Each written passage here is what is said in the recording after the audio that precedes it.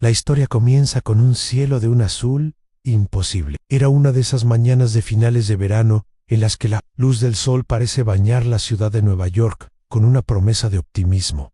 El aire era nítido, fresco. Abajo, en las calles, la maquinaria de la metrópolis comenzaba su danza habitual. Los taxis amarillos tejían su red frenética. Entre las avenidas, el vapor subía de las alcantarillas y millones de personas seguían la coreografía de su rutina, el café en la mano, la prisa por llegar al ascensor, el periódico bajo el brazo. Era la definición perfecta de la normalidad. En las oficinas de los rascacielos más altos, los escritorios se llenaban, los teléfonos comenzaban a sonar y se cruzaban los primeros saludos del día. Nadie, absolutamente nadie en ese momento, podía imaginar que estaban viviendo los últimos minutos de una era. El mundo, tal como lo conocían, estaba a punto de exhalar su último suspiro de inocencia. Entonces, la realidad se rasgó. No fue un sonido gradual, sino un rugido que desafió la lógica urbana. Quienes estaban en la calle alzaron la vista, confundidos, buscando el origen de aquel estruendo que hacía vibrar los cristales. Y allí,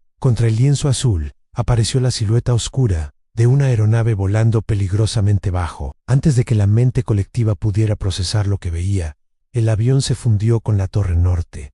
El impacto fue visceral. Una explosión de fuego y metal escupió escombros al vacío. Papeles de oficina comenzaron a flotar en el aire como un confeti macabro, brillando bajo el sol mientras caían lentamente. En esos primeros minutos la ciudad quedó suspendida en un estado de estupefacción. La mente humana, en su intento de protegerse del horror, buscó explicaciones racionales. ¿Un terrible error de navegación? ¿Un fallo mecánico catastrófico? Las cámaras de televisión de todo el planeta cortaron sus emisiones habituales para enfocar esa herida humeante en el corazón de Manhattan. El mundo entero se convirtió en testigo, conteniendo la respiración, rezando para que se tratara de un accidente aislado. Pero la incertidumbre tiene una vida corta cuando se enfrenta a la maldad calculada. Mientras los ojos del mundo estaban fijos en la columna de humo negro que manchaba el cielo, un segundo punto apareció en el horizonte. Esta vez, las cámaras lo captaron con claridad. No había tambaleo, no había error. Había una determinación letal en su trayectoria. El segundo avión inclinó sus alas en una maniobra final y se incrustó con violencia en la torre sur en sí. El primer impacto trajo confusión. El segundo trajo la certeza del terror. La bola de fuego que emergió del edificio fue tan inmensa que pareció devorar el oxígeno de la ciudad. En ese instante exacto, la palabra accidente desapareció del vocabulario global. Se instaló una nueva y terrible verdad. Esto era un ataque. Estados Unidos estaba en guerra, y el campo de batalla era una mañana de martes, en la ciudad más poblada del país. El pánico, que hasta entonces había estado contenido, se desbordó por las calles del Bajo Manhattan. La gente, al comprender que eran objetivos, comenzó a correr. No importaba hacia dónde, solo importaba alejarse. Arriba, en las alturas de las torres, el drama humano alcanzaba niveles que la mente apenas puede concebir. Miles de personas quedaron atrapadas por encima de las zonas de impacto. Las escaleras, bloqueadas por escombros o llenas de humo tóxico, se convirtieron en trampas. Fue entonces cuando comenzaron las llamadas. En una era anterior a las redes sociales, las voces viajaron a través de líneas telefónicas para dejar los mensajes más desgarradores de la historia moderna. No hubo gritos de odio, ni arengas políticas, solo hubo amor. Te quiero, cuida a los niños, dile a mi familia que los amo. Fueron despedidas susurradas en medio del caos, testamentos de humanidad frente a la barbarie. Y en las ventanas, ante el avance implacable de las llamas y el calor asfixiante, muchas almas se vieron forzadas a tomar la decisión más terrible y solitaria de sus vidas, a saltar al vacío para escapar del fuego. Esas imágenes quedarían grabadas a fuego en la retina de la humanidad, un símbolo de la desesperación absoluta. Pero en medio de ese infierno, surgió una fuerza contraria, igual de poderosa en el coraje. Mientras una marea humana intentaba salir de los edificios, otra marea, vestida con uniformes de bomberos, policías y paramédicos, fluía hacia adentro. Subían las escaleras cargando decenas de kilos de equipo, cruzándose con los trabajadores que huían. Sus rostros tensos pero decididos, miraban hacia arriba, hacia el peligro. Sabían, en lo profundo de su ser, que probablemente no bajarían. Sin embargo, siguieron subiendo, piso tras piso, impulsados por un sentido del deber que trasciende el instinto de supervivencia. La pesadilla, sin embargo, no se limitaba a Nueva York, a la nación entera.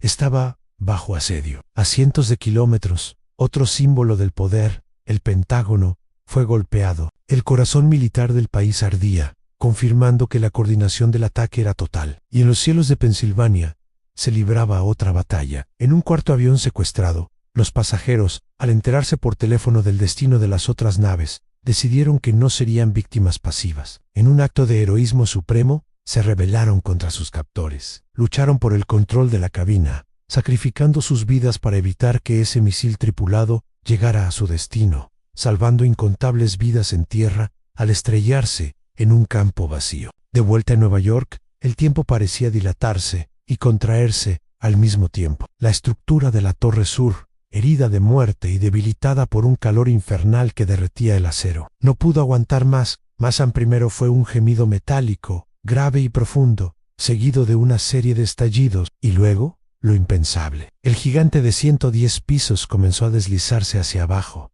No cayó como un árbol, se pulverizó sobre sí mismo. El estruendo fue apocalíptico, similar al de un trueno interminable que sacudía los cimientos de la isla. La caída generó algo más que escombros, creó una tormenta. Una muralla de polvo, ceniza y escombros, densa y sofocante, se expandió por las calles estrechas del distrito financiero como una avalancha viva. Engulló la luz del sol, convirtiendo el día en una noche gris y asfixiante en cuestión de segundos. La gente corría a ciegas, perseguida por la nube, buscando refugio en tiendas, portales, o simplemente cubriéndose la cabeza, mientras el aire se volvía irrespirable. El silencio que siguió al derrumbe fue aterrador, roto solo por las alarmas de los coches cubiertos de polvo y los gritos ahogados de quienes buscaban a sus compañeros en la oscuridad repentina.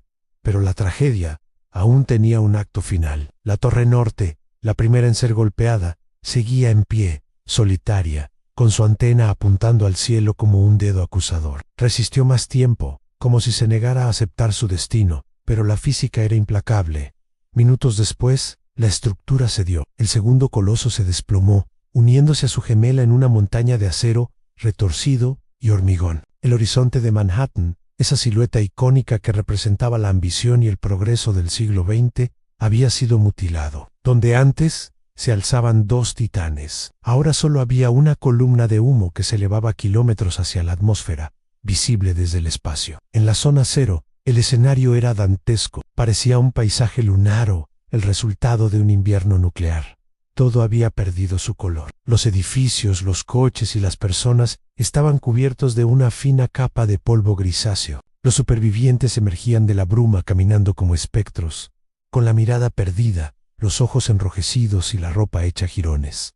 El shock había silenciado el llanto. Se veían escenas de solidaridad primitiva, desconocidos ayudándose a caminar, compartiendo agua para limpiar los ojos, tomados de la mano, sin decir una palabra, porque no había palabras que pudieran describir lo que acababan de vivir. Los hospitales de la ciudad se prepararon para una oleada masiva de heridos. Los médicos esperaban en las puertas de urgencias, con las camillas listas, pero con el paso de las horas, una realidad desoladora se hizo evidente. Las ambulancias no llegaban, la oleada de heridos nunca apareció, la brutalidad del colapso había dejado muy poco margen entre la vida y la muerte. O habías logrado salir, o estabas perdido bajo la montaña de acero. La tarde cayó sobre una ciudad transformada. El espacio aéreo de todo el continente se cerró por primera vez en la historia. Los cielos, usualmente surcados por estelas de aviones, quedaron vacíos y en silencio, un silencio que pesaba tanto como el ruido de la mañana. En las calles comenzaron a aparecer carteles pegados en las paredes y farolas en fotos de rostros sonrientes, de bodas, de graduaciones, con un número de teléfono y una pregunta desesperada: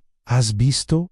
El impacto emocional cruzó los océanos instantáneamente. En Londres, en París, en Tokio, en Ciudad de México, el mundo se detuvo. La gente lloraba frente a las pantallas, como si el ataque hubiera sido en su propio vecindario. Y en cierto modo, lo fue. Aquel día no solo se derribaron edificios, se derribó la sensación de invulnerabilidad. El miedo se filtró en la vida cotidiana, la forma en que viajamos, la forma en que miramos al cielo, la forma en que entendemos la seguridad y la libertad. Todo cambió antes de que cayera la noche. Los días siguientes fueron una mezcla de dolor y búsqueda frenética entre las ruinas humeantes, donde los rescatistas trabajaron hasta la extenuación, excavando con la esperanza de encontrar milagros que fueron escasos. El olor a quemado permaneció en el aire durante meses, un recordatorio constante de la herida abierta. Pero la historia no termina en la destrucción. Si algo demostró aquel día, fue la inquebrantable capacidad de resiliencia del espíritu humano. De las cenizas y el dolor,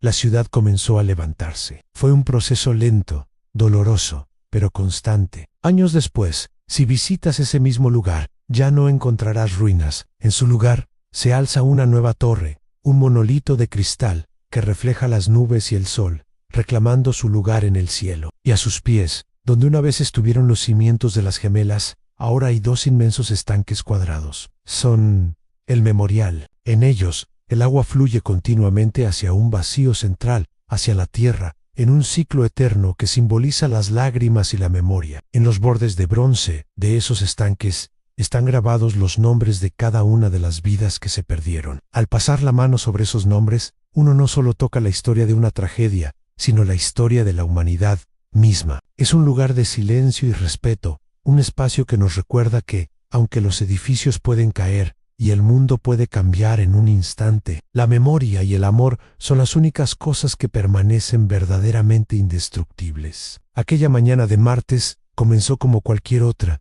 pero al terminar nos había enseñado la lección más dura y valiosa de todas: la fragilidad de la vida y la inmensa fuerza que se requiere para seguir adelante cuando todo se derrumba.